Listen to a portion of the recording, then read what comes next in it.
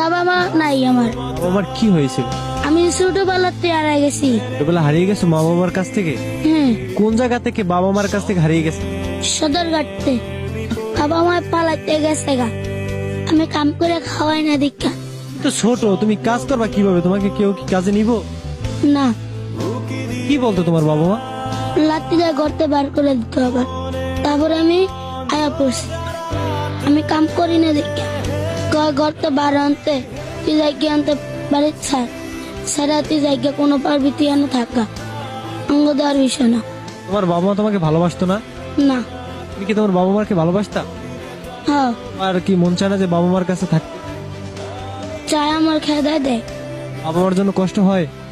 না, বাসায় গেলাস না গেত আমাকে এরম বড় লাঠি লফি দেখতো।